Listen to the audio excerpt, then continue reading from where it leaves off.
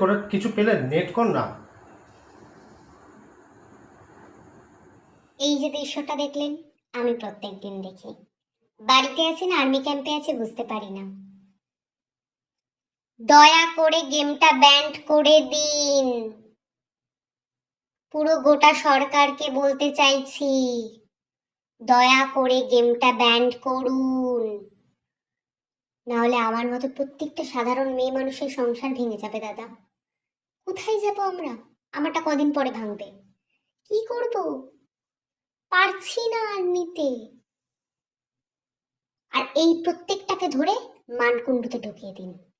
সব কটা পাগল, সব কটা, প্রত্যেকটার ব্রেন খারাপ। আমি পারি না আর পারি না, আমি কেন মরি না।